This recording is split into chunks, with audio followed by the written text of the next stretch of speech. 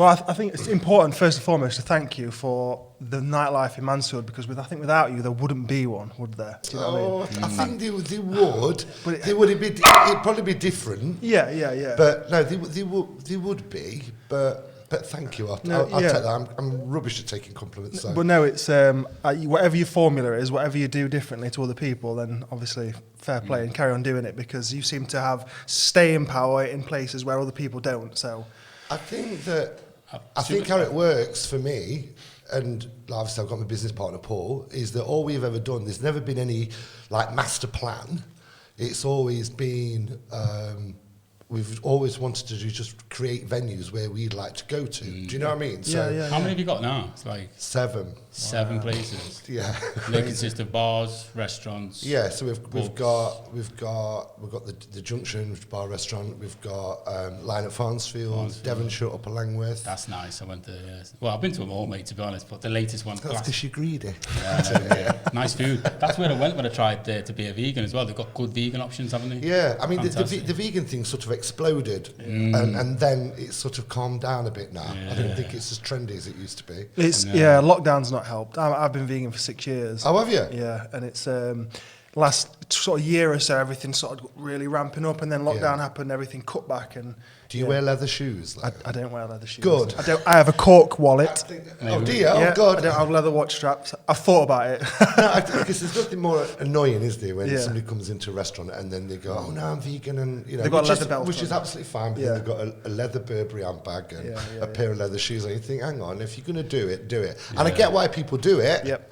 But no, going back to the restaurant, so then we've got the Red, we've got and why not Canvas. Yeah. Canvas, which that's the newest one, isn't it? Is it the newest yeah, one? that's the club. So been in there. Have you? Do you like it? Yeah, Thank you. lovely. I mean, there's a story behind that, because obviously we decided when we were going to do the refurb for it, and then so we thought, right, let's get it done before Christmas. So we took all the floor up and everything, and there was some structural stuff that needed doing, which cost. I remember seeing all the photos you put on your snaps and your on your socials and stuff. You like, check this out, and I was like, I didn't even recognise the place. Yeah, so I mean, it looks dead different, and then we got it open for Christmas after being put back probably 2 or 3 months because of the floor. Yeah. Got it open for Christmas. We knew that January would be quiet. Yeah. And then lockdown happened. Yeah, So really, we hadn't had a chance to get Canvas off the floor yet. That's a good point. So yeah, and then Cheeky Monkeys, Industria. Interesting story for you. You might not know this. Go on. I actually drew that monkey. That monkey, mini marquees back in the day. Mark used to get stuff. Really? I actually drew that monkey for you. No way. Did you really? I remember digitising it so that it could be printed big for a sign. That's I right. remember drawing it out. So small world, isn't it? Oh my God. Well, it's a small world. We know each other already then, don't we? Your monkey out here. There's a monkey. There's a monkey behind you as well, yeah. I actually remember going in what is now Canvas when it was the Horse and Jockey. Was it the Horse? Oh, No.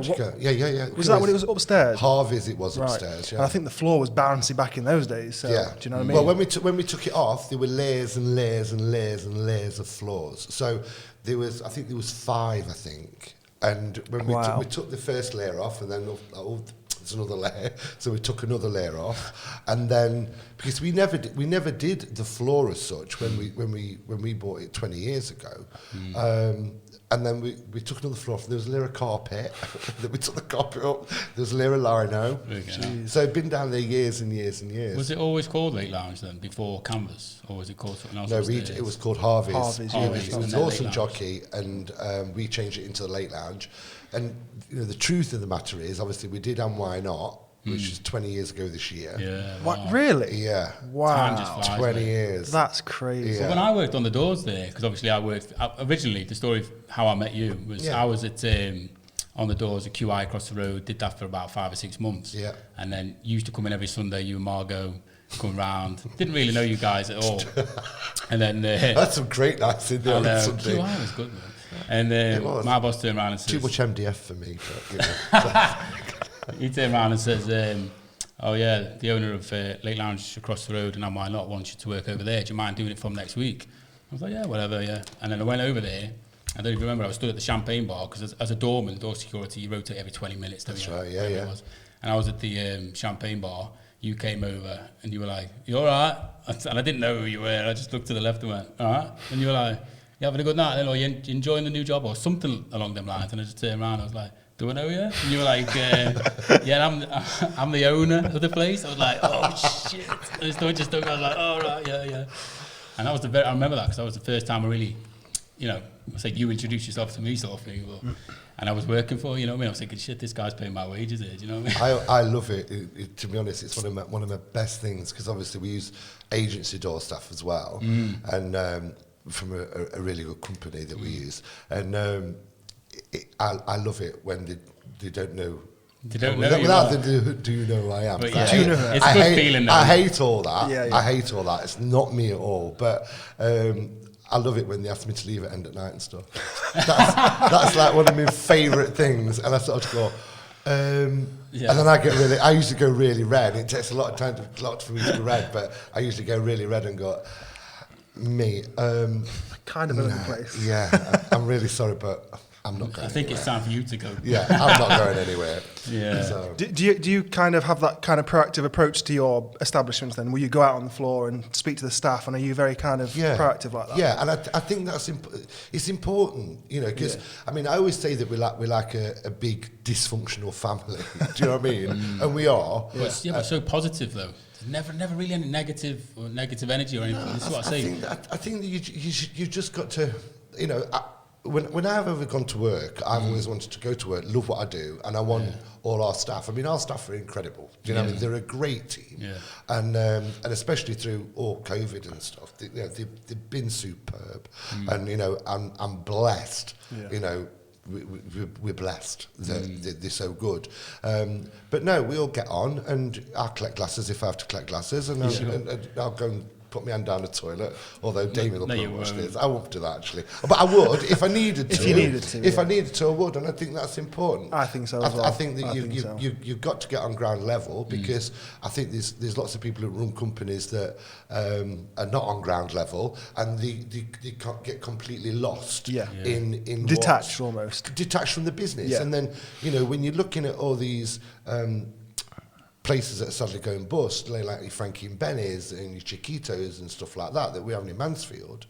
I think these companies are run by accountants. Yeah, they're not people that care about restaurants or customer service. It's numbers. This is what I love about you, because like you said, customer service, and even like most weekends you'll see you out. I'm not saying that's a bad thing. You don't want to see me at the end of the night. You just mingle with everybody. Smashed. But everybody knows you, and you approach everybody so you're so friendly, and everybody loves you, and like the likability factor about you is just through the roof, and that's why honestly, mate, and everybody since that 12 years ago since I worked for you for that 12 months. How old are you then? I'm 36 in a couple of weeks. Okay. I know I only look about 26, but it's the Botox, it must be. As you can see, I've had none. Grow old disgracefully, that's my motto. Yeah. But what was I saying? I lost me. You started working for him. Yeah, but ever since then, like, people have always said to me every now and again, like, what's his story though? Oh, I don't know. I just heard like he brought a couple of songs out in the 90s or whatever. What are you laughing for? Mate, do you know what I mean? He bought a couple of songs out, next minute he bought a club and just started growing from there. Like, take us back, like, to how it started and what got you into this music. Because I listened to these songs earlier and yesterday, man, just to recap. Obviously, I've heard them a lot of times before. Guilty pleasure. But I love them, man. Them tracks, man. They're good songs. They are good songs. In fact, you got it on your phone, man. I have. You're not going to play one now, are you? Yeah, he's just going to just chuck it up. Are we allowed to? Will we get struck for copyright? I know maybe you own the rights. I was doing Facebook Lives during lockdown, and my own record company blocked me on Facebook for playing my own song. So we better not play it. We won't. Let's not play it. You can play it, by all means, play it. You might get blocked. They might block the whole thing. We'll just put the links. We'll put the links. We'll put the links in the description. Yeah, we'll put the links in the description. There's no need.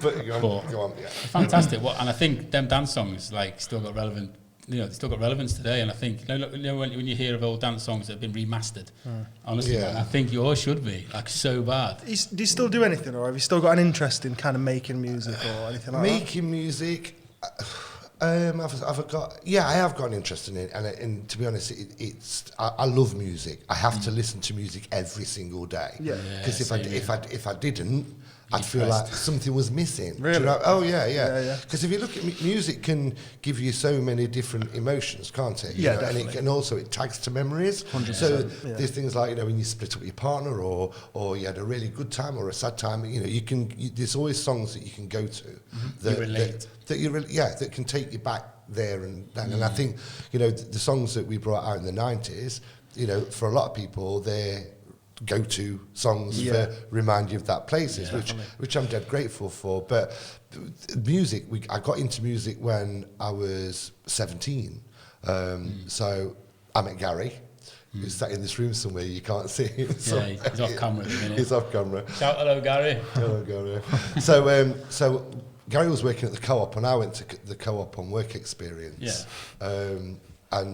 I always remember it was the day that Boy George released Everything I Own. It was that, and back then, you know, so they're being gay and stuff like that. It was a bit like, you know, it wasn't as open. So anyway, so I went up to working at the Co-op, and I met Gary at the Co-op, and Gary's into music, and he bought the CD single on the day of release. I was a bit like, oh, he likes Country Club. So I'm going to talk to him because we get on. So me and Gary got on dead well. Both got a similar interest in the same sort of music, and so then Gary sold his house, bought a load of equipment, and we went and did the social clubs. That is an investment, isn't it? And working men's clubs. Amazing. We did that for 2.5 years. Right. And then I got laryngitis. Oh God, so that's not what you need if you're... No, you know. I was at the Gas Ball Club in Mansfield. I remember it vividly.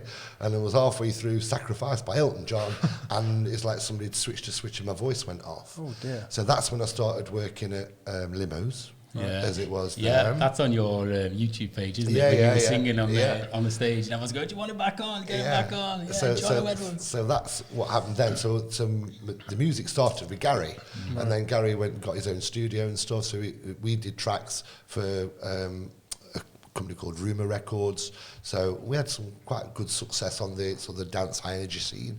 And then when I was singing on the bar in the yard one night, one of the guest DJs, Paul Gattel. Hold on, singing on the bar, is that like, was that Coyote or Ugly or whatever? Yeah, similar. Singing on there, kicking your cowboy. You don't remember that, you're not old enough, you see. And so I was singing on the bar in there one night, and the guest DJ came earlier, saw me singing on the bar.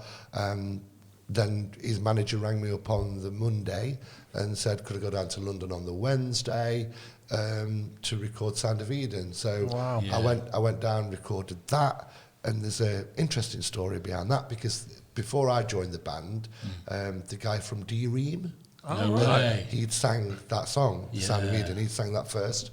They'd sent 100 copies out to DJs all across the UK and to get feedback. And everybody said they didn't like the vocal. Wow. So they put me on. So you replaced D-Ream? Yeah, basically that's how that was your D-Ream, was it? Yeah, but it's really, yeah. Show's terrible joke. That's crap joke. But yeah, then about 6 weeks after that, I went to Vegas. That's right, because the music video is all in Vegas. I was going to ask you about that. I was like, they didn't have much like CGI back then or green screens that going off like. No. So we must have actually gone to Vegas. And we're in Vegas for 4 days. Wow. So we flew on the first day. We did a recce for the video on the second day. Shot the video on the third day. And then fourth day flew home. So people say, well, what was Vegas like? It's like, I didn't really see it. I was just looking down the lens of a camera most of the time where I went to sleep. Yeah, but it's bizarre because obviously on the video shoot, because we were signed by Jive Records, which is huge, owned by Sony BMG now. So and so I had my own hairstylist. You still got it? Still got your own hairstylist No, look, you can see it's hideous. It's equipment, man. It's like it. It's good. How do you do that? Do you have to put like a curl in it? It's just all natural, love. It's all natural. Anyway, carry on. So we had his own hairstylist, makeup artist and stuff. Awesome. And the girl from Blur were actually there on the same location as us at the same time. Wow. And the girl in the Sound of Eden video, our girl didn't turn up. And so we put a wig on her, and she was Blur's makeup artist that did that. Really? Awesome. But it was fun. I've still got a scarf from it. So that was the woman on the video different to the vocalist woman, like. The woman who sang. So she was miming Yeah, the woman who sang the female vocals on that was a woman There's called another chance to you to bed with me. That's the one. Was it In Bed With Me? No, Yeah, To Get With Me. It's wrong lyrics. I know, you tell me what it is. It's Here's Another Chance for You to Dance For Me. Dance For Me, that's There you it. go. I listened to it a couple of hours ago and all. And she's a girl called Mel Lewis. I mean, she's an incredible vocalist. And she's done BVs for everybody, Will Young, but she's actually now, she's in ELO. That's what she does. Oh, right. That's So like electric light something. oh, don't you dare tell me you don't know who ELO are. Really? It's the band, isn't it? Do you know Mr. Blue Sky? Mr. Blue Sky. Yeah. And all that. And Yeah. it's a living thing. Yeah. Da-la-la-la. All that's ELO. Huge. ELO are a huge band. Yeah. And Mel's in ELO now. So I'm aware of them, but I don't really know. Google much of their them. back catalogue. Yeah. Google I've heard of ELO and I've heard of the songs. Other search engines are available. Yeah, indeed. But yeah, so yeah, that's how it all happened. And then we went and did a tour. We did Radio 1 road shows and stuff. That was really good. Radio 1? Awesome. Yeah, did Radio 1. So we're A-list on Radio 1. That's a bizarre feeling when you're going down, driving your car and then your song comes on Radio 1. That's I bet it is. That's an illy They crash. still do that, I don't bet they? it is, They still do that on the Radio 1 website. They have like the A-list and Yeah, all that's that. right, yeah. They still So, do all that yeah. to list it. Where did it reach in the charts then? Well, it depends on which chart you want to go. On the main chart, we did a pre-sale of 52,000. Wow. So we sold 52,000 Before the first week. Wow. So now if you sell 52,000 streams or whatever, you're going in at 5 on the main chart. Back then, we went in at, I think it was 42. I think it was 42 or 52. We were gutted, absolutely gutted, because we'd had a set built. We'd got a top-up pop slot all booked as well. So we had a set built. Oh my God. With all playing cards and rotating roulette wheels. What, for Top of the Pops? Yeah. Wow. So we had all that. So we'd rehearsed for Top of Pops, and of course we went in at 42, so they wouldn't put us on. But the song did number 1 in every dance chart going. Yeah. And on the main dance chart, I was going to say, I heard it was number 1. Yeah, That's it where was number 1. dance chart. For weeks, love. But no, on the sales wise, it Olive, You're Not Alone. So you can remember that? You're not alone. I hate that song. Because that pipped you to the... That got me. So basically what it was, Olive was supposed to release that 2 weeks later, and because of the huge thing, they brought it forward 2 weeks. And released it on the same day as us. So that's a nightmare. It thwarted us. And then second one, Only You. That's the one that you sang in the car park when I arrived. So it sounds a bit like, oh, here we go. But so that one that didn't do as well it was number 1 in the dance charts again, but that didn't do as well. I think that was about 58 or something like that. So near misses from the main chart, but number 1 on all the recognised dance charts. On all the important ones. The credible Exactly, ones. exactly. So that was good, and we did the video for that in a barn in Surrey. Really? Bit different to Vegas. Them effects as well, man. Them effects on that video. They were just they're simple. but they're like filters now on Snapchat. Exactly. But at the time, it was like, oh, that looks good. But yeah, and also Only You was the first song that Pete Tong played twice in one show. Did he? Wow. So that's my claim. Shout out to Pete Tong if you're listening. Yeah. That's a bit of a claim to fame. That's a bit of a, also my other claim to fame is... I'm sure you've got many, actually. This is my favourite one. This is what I'm most glad about, is that Only You was the last song to be played on Radio 1 before the millennium.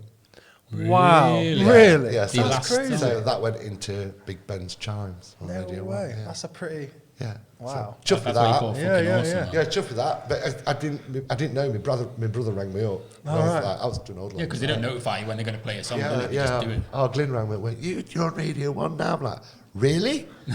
He's like, yeah, then Big Ben, come on. I'm like, okay. Yeah, so that was cool. The last song of the millennium. Yeah, so I'll take that one. Yeah. I'll take that one. Yeah. So what happened after you brought these songs out then? Like, how did you go from there? Where did you go? I was still working at the Yard. The Yard, and man. limos. What a night that was. Yeah. I went there, I think, literally a couple of times, and then I was there. Yeah, I still worked there. And then Paul, my business partner, and his business partner, David, they owned that, and then they sold it. And then Paul went to work at the Palais, so I fell out with him. Palais.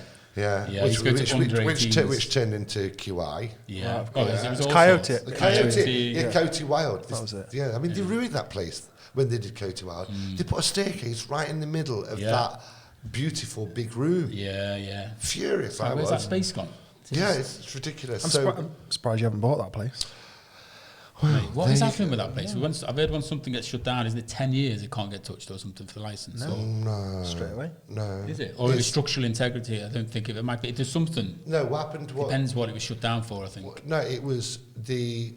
Which what about Pally QI place? QI, yeah. So at the minute, Weatherspoons own that. Do they really? Yeah, they I didn't bought know it that. about 5 years ago for Wow. about 160 grand, I think. You're joking. No, we nearly bought the Pally from the people who owned the Pally, but then obviously Coyote Wild came along and offered them a lot Yeah, but more it's just money. empty now, isn't it?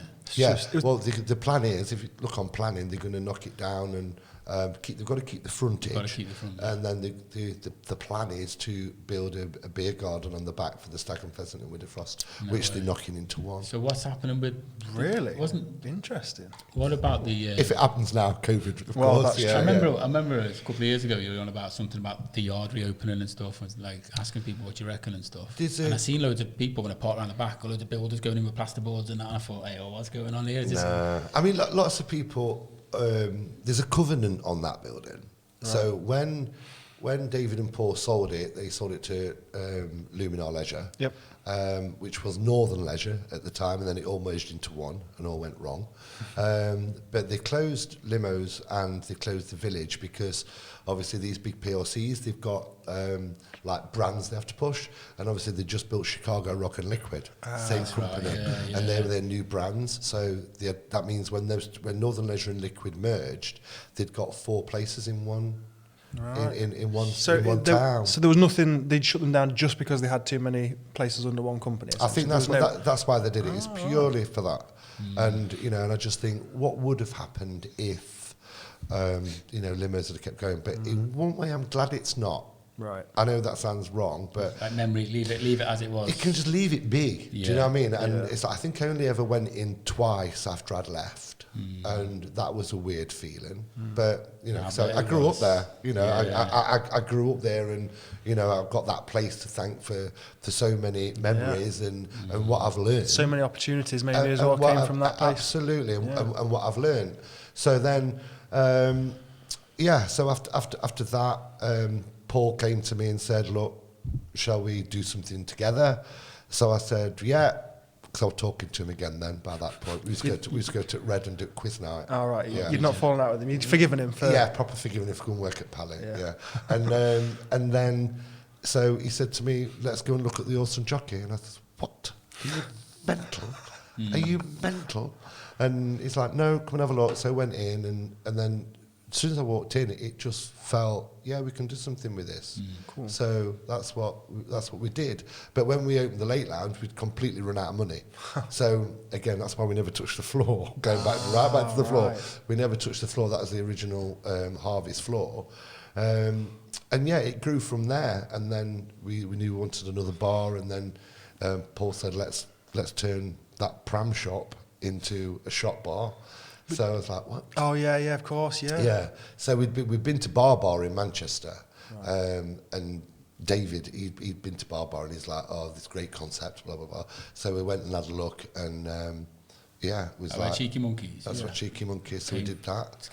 I love how you transform the outside bit and cover up the shop next to it, and that it all becomes the bar. Yeah. And then in the daytime, it's all closed off. Yeah. And then in the nighttime, everything, it's just And great. lots of old ladies walk past doing Sally Twinkles, don't they? It's bizarre, isn't it? You don't know what was going off there last night. I know. It's crazy. But it's good. It's good. And then we went to the Junction, and then from that we did in the line at Mansfield. The Junction where David, your good friend, Miss Margot. Yeah, that's where Margot works. Miss Margot's coming on next week, hopefully, by the way, guys. That's a little teaser. But, you'll have fun with Margot. Yeah. I remember one time, I think you two need to come on together because there's another mic there, man. That'd be a... I don't know if you'd be able to cope with that, to be honest, because when me and Margot get going... Well, what's your drink of choice? Is it brandy? I love brandy, yeah. Yeah, so we'll have some brandy, vodka for Margot. She's got a cheap date. And then we'll just have a laugh in here, man. Margot's always been a cheap date. honestly, Margot is. But no, Margot is... Obviously, Margot's one of my best friends. So, and known each other a very long time. Yeah, a long time. And he's funny. Yeah. He's funny, or she's funny. I was watching on YouTube also yesterday on your channel, like, was it 7-8 years ago when you're doing the sledging, and you did it the following year as well? Yeah. Just sledging Miss Margot down West Bank Avenue I know. on the tray, going, oh, and you're just pushing, and she just falls into the snow wearing this white furry coat. And I keep saying to Margot all the time, Margot, we need to do more like fun stuff like that, because, you know, Margot works really hard, and I do. You know, too hard, probably. I need to sort my work-life balance out, and I do. This is why we're so grateful you're coming down today. Yeah. Mate. I really am. It's all right. I thought, you know what, he's going to bail on me here or something, but yeah. I wouldn't have done that to you. I wouldn't have done that to you, even though I feel like shit today. I wouldn't have bailed on you. Or, you know. But, so we both work really hard, and it's a bit like, I keep saying to Margot, we need to have more fun. We need to do more fun stuff. Memories, man. Yeah, and it's just like, my favourite one ever is what Gary filmed, actually. Gary filmed that. It was the A-Team one. Have you seen that one? The A-Team? Yeah, I've not seen that one. The A-Team. I don't think so. I've watched quite a few.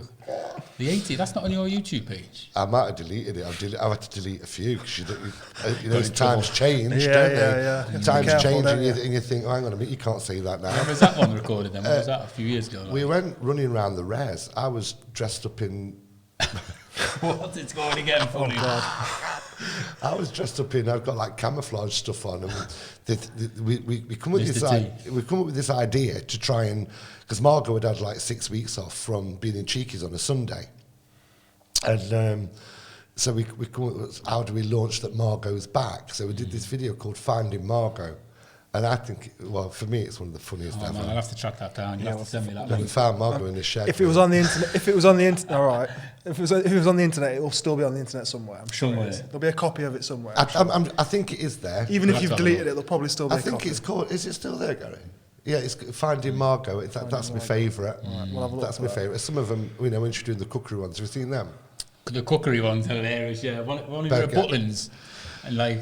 When she come out back of dustbins. Oh, I've got loads of stories I could tell you about Margot and Butlins. Oh, Mark, you turn around, some of them that I shouldn't really say on here. I've got some of this, got some beans, got some bacon, like it's all fresh to go, and you're like hanging. What? My favourite, I'll tell you my favourite story of Margot, right, in Butlins. Well, I've got to be careful what I say. So we all dressed up the same, right? So we're all dressed as air hostesses, or I think it was air hostesses that year. And so me and Roger, my mate, my best mate, my ultimate best mate, Roger, and we were sat on this. We were pissed, right? So there's me and Roger sat on this bench, and then this bloke appeared from nowhere. There's just me and Roger, and it's like talking to us in this Irish accent, like we knew him. I'm like, I don't know who you are. It's like, well, do you want to come back to my chalet? Like me and Roger, like, no. So. I'm like, this is really, really strange. Anyway, so this bloke wandered off, and then Margot appeared round the corner. Margot appeared round the corner, so I just got off this bloke right back in there.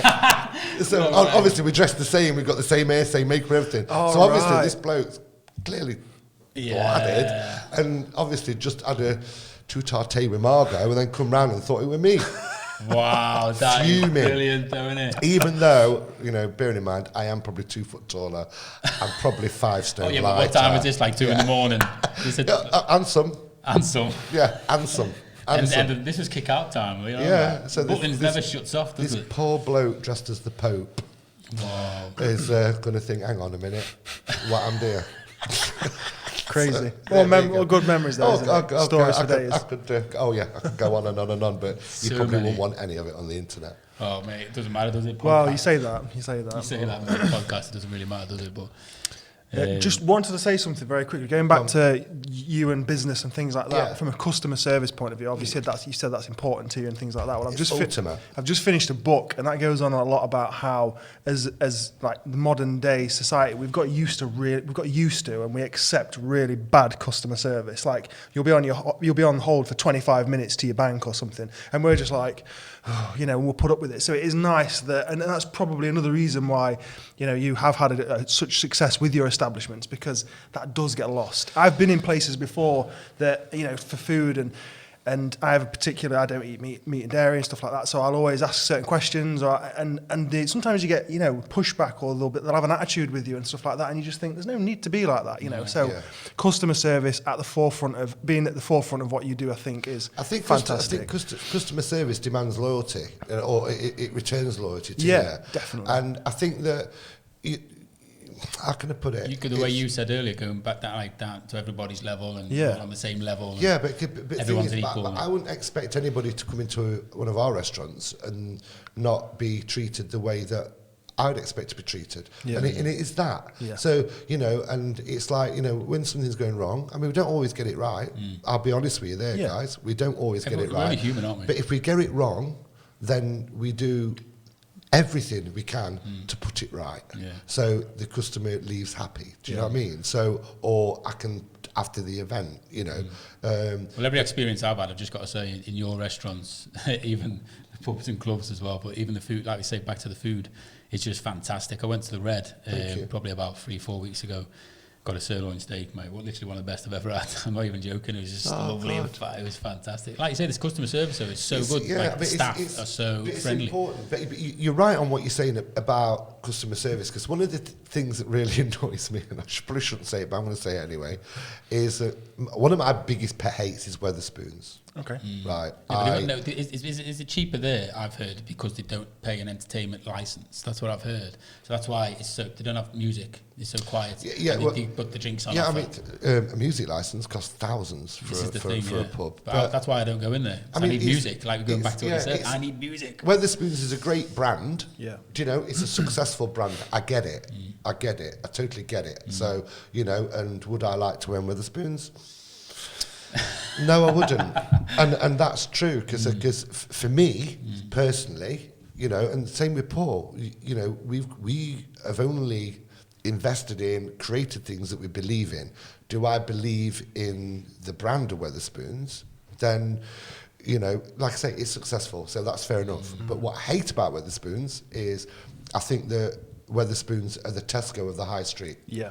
Do you get what I mean? So I think that, if you look in towns like Mansfield or Sutton in Ashfield, Heanor, Long Eaton, Kirkby in Ashfield, Wetherspoons comes along, buys a beautiful building, I'll give him that. Yeah. He normally buys the beautiful buildings. Old cinemas and... which fair play to him for that, and he does a good job with the kit out inside.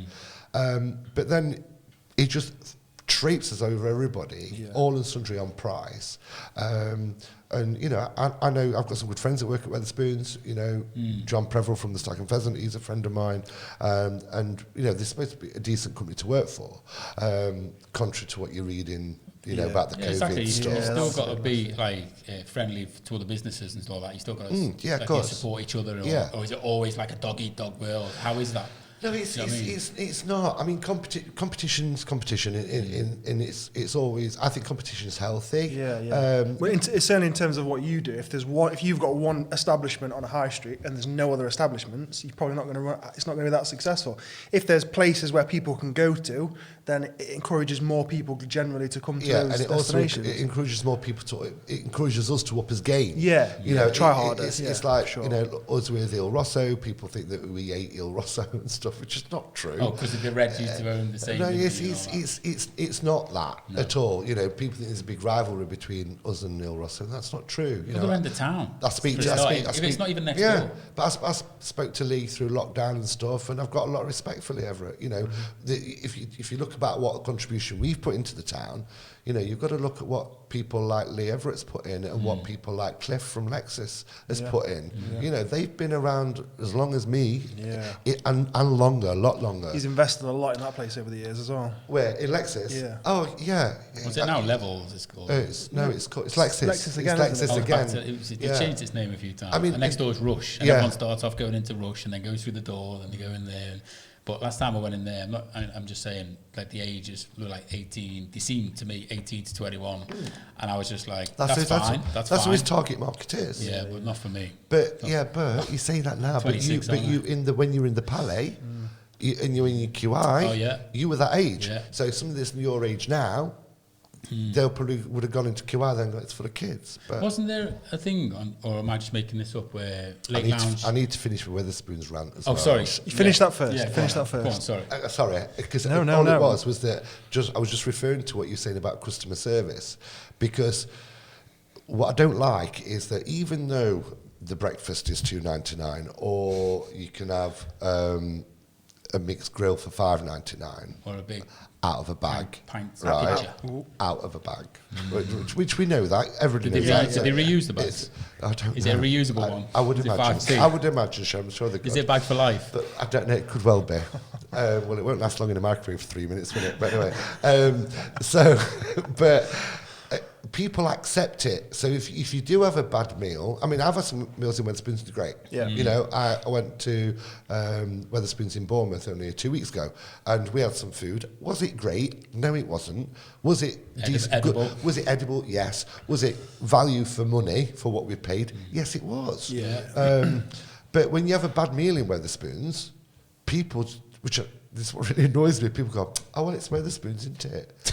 And they get away with it. Like it's all right. They get away with it. Where if somebody comes to our place and pays £3 more for the same dish, you're getting and then Trustpilot reviews and bad Google reviews and everything. Expect where we've been to table and took their order. You know, you've got a waitress there that's there on you. Do you want more drinks? Would you like that?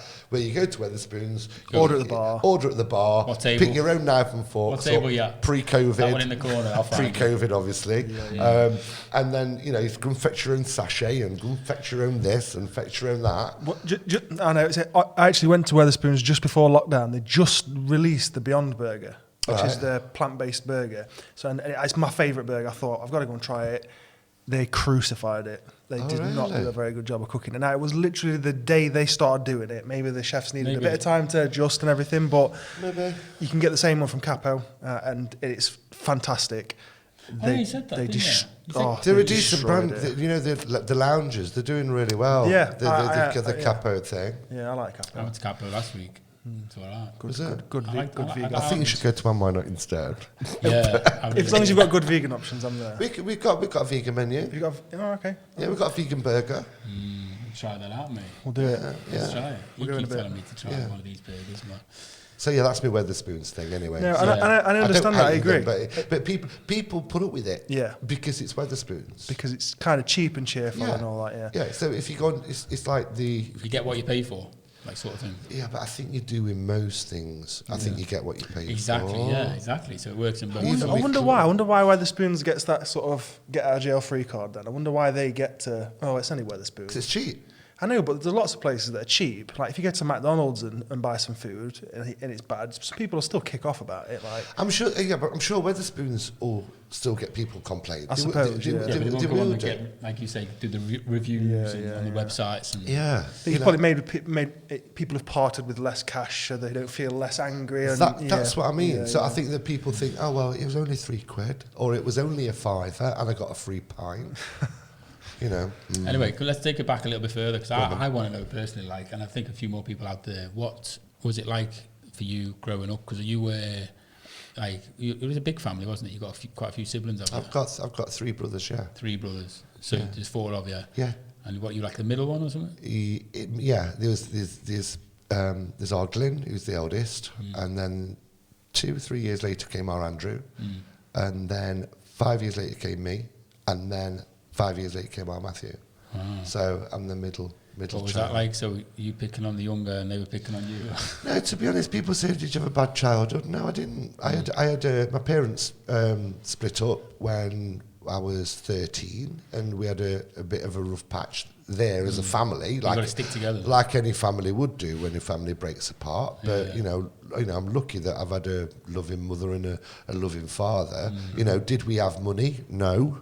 You know, we didn't. Are you local? Are you from around here, born and bred? I was born in Sutton. Right. I was born in Sutton Ashfield, and then I moved to Mansfield when I was 18. Cool. But yeah, so no, it's growing up, you know, did I have a bad childhood? No, I can't say I had a bad childhood at all. There was some pretty bad people in it, but I'm not going to go ups into and that. Downs. Most families are ups and downs, aren't they? You know? Yeah, but no, it's we you know, when my mum left my dad, we went to this house in Selston, and there was grass growing in the kitchen, and we had no carpets. And grass growing in the kitchen. Yeah, it was. And now people just put the artificial grass down in the kitchen. Yeah. So I've known what it's like to have nothing. You know, my mum used to get me and my brother to go on the bus before she got on, so we could go to the back, because she didn't have enough money to pay for all three of us. So yeah, but I mean, that was for a short time. That's skills, isn't it? Yeah, but my mum's got skills. That's it. My mother has got skills. That's calculated. My mother's brilliant. Do you think that situation is part of the reason why you wanted to, like, you know, do something? Did it help drive you as you sort of matured, as you grew up and started doing things for yourself? Did it drive you to succeed and to do better and to earn more? Or? Yeah, it was. I've never been a greedy person when it comes to money. So you know, like people say, like people say, would you want the fame or do you want the money? I've heard that question before. Like, would you want the fame or the fortune? So I think, like, do you want to be in the limelight? I'd prefer back then. Oh, back then. Oh, when I was younger, I was going to be famous. That right? That was it, mate. That was it. So well, I just wanted to be famous when I was 13 and 12 and all that. No, but even so, I'm not. Success drives me because I just think that if you are successful and you put everything and you put your hard work into the success, then the money will follow. Yeah, that's how I see it. Yeah, so I've never chased money. I've chased success.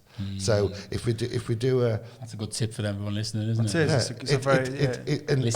I find it always works, and it's not, you know, it's like with the business. We've gone through really hard times with the business, especially when COVID kicked in. Yeah, well, recession back in the 2008 as well. When all that kicked in. We were flying high then, believe it or not. Really? Yeah. In national sort of global recessions, Mansfield, the licensing side, you know, it's just all right, but you know, and it did do all right. But the, you know, the COVID thing nearly screwed us as a company. It did, because we just spent everything on canvas. This is it. Because I read about you. Didn't you do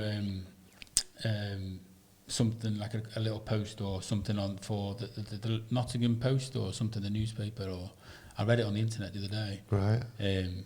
Or someone did an article about you, but it had inverted commas, like you'd said stuff. Okay. About the Super Saturday, and about that you were happy about it, but then you weren't happy about other aspects of it. It's ridiculous. Why would you open?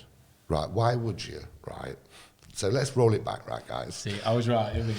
Yeah. So pubs have been shut for 3 months, right? You can't open. Why on earth would you open them on a Saturday? That's what you said. Why would you do that? Because you know full well you've got all of our teams. I know what effort we went into. Short notice as well, wasn't it? So yeah, I mean, you know, it was, you know, it was a joke really. But luckily we sort of prepped anyway, because we thought what would be coming, but we didn't know what terms and conditions or what the rules of the game were going to be. So why not open it on a Monday? So then by weekend, everybody's got a bit used to everything. You've got used to how everything's working again. You'd be prepared and ready to go. Yeah. But no, open it on a Saturday. What's stupid? Yeah. So how was that though? That Super Saturday. How did it work out for you? It was all right for you. It was fine. Didn't a few bars? There's a few places in Mansfield that were shut. Yeah. Closed down because of that. Did the council close 4 or something? None of them were your venues. I don't think the council actually closed any. That's the truth. That's what they said. What the council said? No, the papers said that they closed. Yeah, well, you can't believe what you're reading. Bloody papers. That's why I asked you if you wrote them inverted commas bit. They make your words up. No, that's why I went. You know, that's when the press come to me to say what do I think. I was like, no, I want to defend our town because I'm not being funny. did we get it all wrong? No, we didn't. There was some places that could have done it better. Yeah. But to be fair to those places that could have done it better, I saw the instructions they were given from their bosses, and I'll call them out. It's Marsden's. They sent their do's and don'ts and how to do this to some of their managed houses and stuff, and some of the places on different agreements. And I thought the instructions that were given and the guidance that was sent to them from their own brewery were all driven towards beer sales. Right. I don't think there was anything. There wasn't enough support, I don't think, for the managers and the tenants of some of their premises. And most of the places that had problems were Marsden's places. So, you know, you can't, that's why I sort of said you can't shoot the operators, you know, because they were doing what they'd been sort of led to believe. Yeah, for sure. And it went wrong on them. And I felt for them. But I thought, you know, so, you know, when we've got Sky News on his back and when we've got BBC on his back and they're giving our town a slating, drives me mental. Sky News were doing it and BBC. Oh, yeah. It made national news, didn't it? Yeah. And, you know, the poor lady at the Ravensdale. Yeah, that was one that got shot. You know, I felt sorry for her.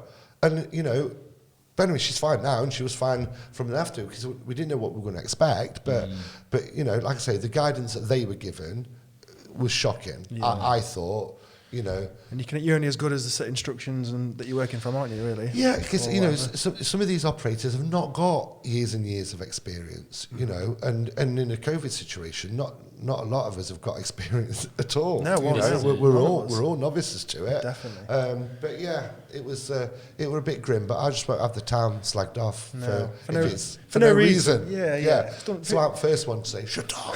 You're Mansfield and proud, mate. Yeah, absolutely, yeah. And we thank you for being the voice of Mansfield on many occasions. You will. Definitely. I mean, like if we get it wrong, I'll slag us off though. Don't get me wrong. You know, I'm not that. You know, but I think it's only right that, you know, that we all should defend this town, because you know, if you look at through COVID as well, you know, Mansfield's been really resilient, and I think that, you know, community spirit's been brilliant. Yeah, you know, and people stuck together, and we've all done things for each other, and it's been great. And our numbers have been low. I mean, they're rising now, and that's why we all need to wind his neck in a bit and you know, wait for the next lockdown. It's a very, very tricky situation, though, isn't it? Like you say, with pubs and clubs, obviously. Yeah. Do you think we're gonna have another one then? Yeah, I do. Think we'll have another lockdown? I don't think we'll have a. Well, this is a bit famous last words. Are you ready for this? Like you say, you don't want to be spending that much out again on furloughing people, do they? I think the government needs to extend the furlough. I really do, but I think it should be targeted at industries that can't operate. So, you know, look at nightclubs. You know, look at Cliff in Lexis. He can't open unless he changes his old policies and everything, which is what we've done with Industria with Hula. Yeah. So we've done that as a pop-up bar. So we've redecorated it and stuff. Oh, right. Yeah. I've not been in since. I've not been in yet. Well, it hasn't opened yet. Oh, right. I'm going to say, I'm like, wow, let's go out tonight. So we've done that as a pop-up cocktail bar. It opens next week. But the reason why we did that is because, you know, one of my biggest fears from a business point of view and also from a customer point of view is that, do I want to go in Industria and sit at a table and sit there and go, this is shit? You know, this is not Industria, is it? This is not what you... So if I can't give them Industria, if we can't do Industria, then we won't do it at all. No. Just give us something else. So we'll do something else in the meantime. So we'll change it up. It's like that's what we plan to do with Cheekies as well. Yeah. Well, so you're the man with the plan, man. You know how. You know what makes it work. You've got to swap it up, haven't you? Anything else you want to talk about? Just one quick thing though, actually, in regard, I don't know whether there's going to be a bit of backlash for people like Marsden's, who we mentioned earlier, because do they own the Golden Eagle? Yeah. I reckon they hiked all the prices up of everything before they did the Eat Out to Help Out thing. Don't even get me on that. So I reckon that there's going to be people they're going to have profited from that. They're not going to have just made the difference up. They've profited from it. You've got to bear in mind, right, and I can speak hand on heart from experience with this, obviously. The government gave restaurants a Christmas. They gave restaurants near enough a Christmas, right? They gave you a Christmas and they give us a Christmas. So, you know, everybody came out and which makes it a bit ironic, really. They're all about shutting us down. Just after government's told us to go out for a month, 3 nights a week, and but you know, I get it. So you know, you've got that, and I think it's disgusting that people's put their prices up. Definitely, I agree. Because that's just, for me, excuse my language, that's taking the piss completely. Definitely. So we didn't. No. We had all our early bird menus. I mean, you've got to bear in mind at the line at Mansfield and the Dev, on our early bird menus, people are having 2 courses, and it was costing them £6.75. Wow. Because it's only £13.50 anyway. So people say, why have you put this menu on? Why have you left that menu on? Because I wanted people, all these people that were coming to our premises that may have not have been before, I wanted them to see what we normally do. Yeah. So people say, now I'd pay £13.50 for that. So, you know, from me as a business point of view, you know, me and Paul discussed it no end, and we said, no, let's be real with people, let's be right with them, let's be fair with them. And, you know, did we make our portions smaller? No, we didn't. Because we were being paid as if we're being as if we're open anyway. There's no point in being greedy at all with that situation. And if you become greedy, it bites you on your arse. And I hate greed. That's why it's like karma, isn't it? You know, yeah. So, but I do think there's going to be some repercussions. There has to be, because on the scale that they've done it across the country, they must have profited massively. You look at the share price. You know, as soon as Eat Out, everything just skyrocketed. Yeah, I can believe so that. I wouldn't be surprised if there's some kind of backlash. But what they'll do, it's like Wetherspoons. I've not got an obsession with it, I promise you. But it's like Wetherspoons. They put their prices up when they opened on the 4th of July, right? They put the prices up. I think meals went up 30p, and I think 10p went on a pint. I think, so don't overquote me on that. People like that right? probably won't notice. Didn't even notice. So, of course, when the VAT got reduced from 20% to 15%, they go and make this big deal like we reduced this price, and thinking, hang on, you put them up 6 weeks ago. They didn't tell people they put them up. No, they didn't tell people. That's what they do at shopping, like Tesco's and stuff, don't they? When something goes on offer for sale, they put it up the week before if it's going to be half price or 10% off or whatever. Yeah. It's a marketing strategy. It's a swizz, but you look at all these places that have gone bust again. Your Frankie and Benny's, your Prezzo's, your Chiquitos. You know, Belly Italia ain't going to be long, is it? Let's be right. No. And you know, all these places, and these are people businesses that are just like they built their business model on vouchers. And on discounts. Yeah. So, you know, you'll go in, you used to go into Frankie and Benny's, for instance, and they'd be like, oh, there's a salad there for $15.95. You think, well, don't worry, I've got my 50% voucher off a voucher cloud or whatever. Yeah. So you still end up, and that's what it should have been anyway. Yeah. Do you get what I mean? And I think... But you think you're getting a deal by using a voucher or whatever, and the thing is, especially people aren't stupid, you know, and especially Mansfield people are not stupid when it comes to stuff like that. Mansfield people know if you're ripping them off. And so, well, we've never done it. And they'll say, they're not scared to say.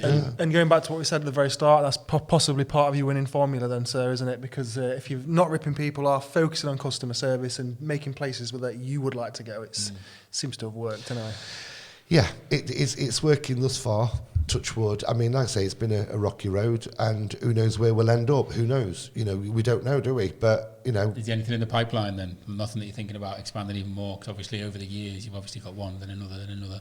Yeah, I mean, we expanded really quickly, very fast. So, no, we won't do anything. You would never say never? Won't do anything this year. No, maybe not 2020. Let's leave it. Yeah, we'll leave 2020. But how many people are going to wake up like, you know, I'm looking forward to New Year's Eve where people are like, oh, 2020, COVID, New Year, new me, and all that. And I think a lot of people are going on New Year's Eve going to wake up on January 1st thinking that all this COVID's going to go. Yeah, and they're like, oh, no, yeah.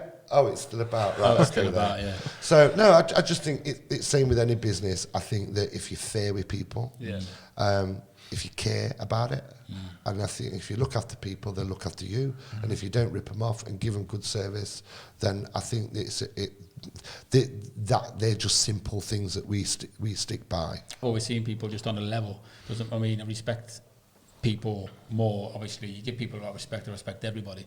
But like, if we come in and like, you know, I don't know, just like a billionaire walks through the door, obviously you're going to go, oh, a bit starstruck, like, but you know, I'll talk to him the same. Why? Yeah. I don't. Do you know what I mean? I don't get that. No, this is exactly what I'm saying. I'm not like, oh shit, like, you know, but I'd still be myself. People act differently, don't they? People will be like, oh yeah, I need to be this person, I need to be that person, I need to praise this guy.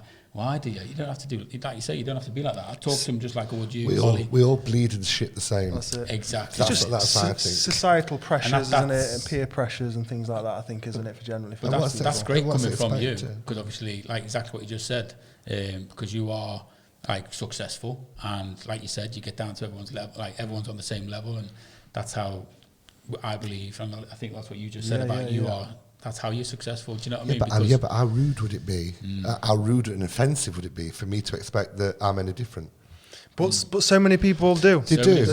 People that are at the top of many pyramids and towers and whatever do act like that. Yeah, but it's wrong. Yeah. And you know, you've always got to be right with people, because I think that, you know, while you're climbing up, you never know who you're going to meet on your way back down. That's right. And Never burn bridges. And I think if you're right with people, they'll be right with you. So if we lost everything tomorrow, then if we did, then I'd go and work in a shop. I'd go and do what I'd need to do.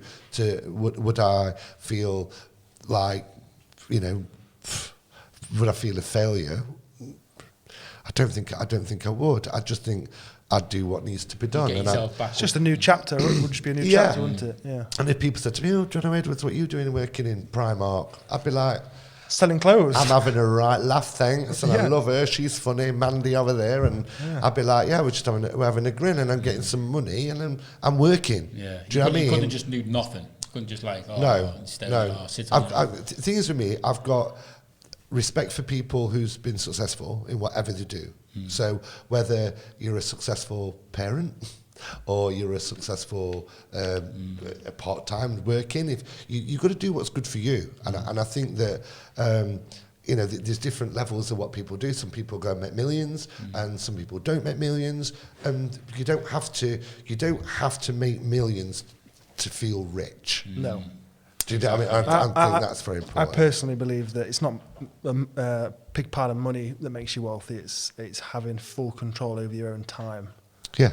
If you're a slave to your job or a slave to something, then you're not wealthy, because you're giving all your time to that. And time's the most important thing. Do you know what?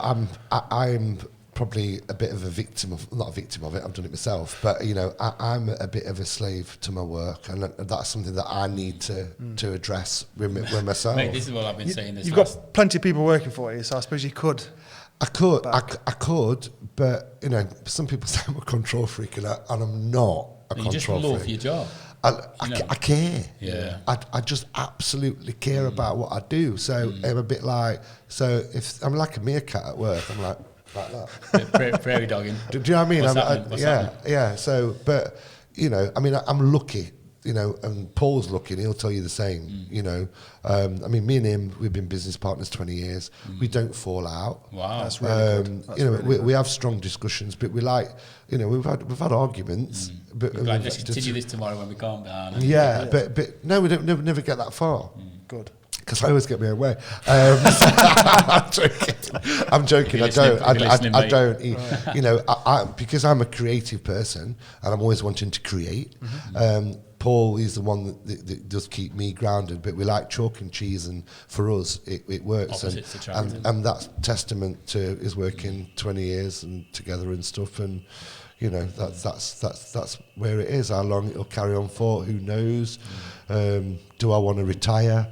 I do want to retire at some point, at some point, but I don't think I'll ever not do anything. I was going to say, I don't think retirement for you is going to be quite the same as retirement for a lot of other people. I've got to be mayor yet.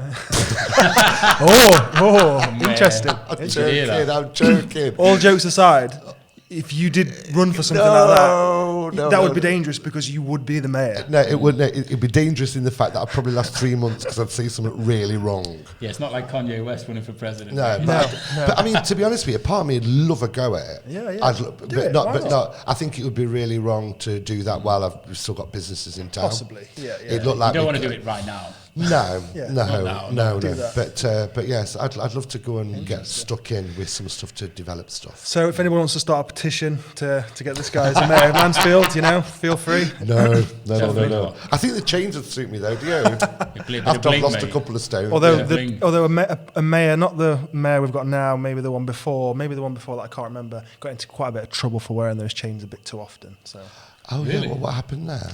He was just told, he says you just can't keep wearing these chains all the time. They're for special occasions. I'd have them on every day. Not for going to Asda. Is that what he was doing? He was wearing them a little too often. Someone pick him up on Was YouTube. that Tony rapping. Eggington? Yeah. But I mean, to be fair, do we need a mayor? Really? No. Do we need a mayor? We didn't have one for a long time, did we? No. I always said that. Who's going to cut the ribbon? But I always. I don't know, but I always said that if I ever didn't run for mayor, then I'd just go in to destroy it. Right. I'd go in to destroy the role. In fact, the one guy who went recently said the first thing he was going to do is try and get the mayor role removed, wasn't it? Yeah, that's that's Steve Gardner. Yeah. Steve Gardner? Yeah, I think it was, yeah. He was but I'd do that. Yeah. And then I can't get blamed for it. my first port of call is to fire myself. Yeah, exactly. But, I don't think we need a mayor. No. Well, that's true, I don't think we do. Too many chiefs. Yeah, and there's too many people in the council Just that are far too appointed. there's far too many people that are too comfortable. Yeah. And I think that's why it needs a bit of a shake-up, or not so much shake-up, that's probably a bit harsh, but I'd just like to see more vision from the council, and I'd like them to take a few more risks, and let's not just think of ourselves as a mining town or an ex-mining town, or it's only Mansfield. No, we can be whatever we choose to be.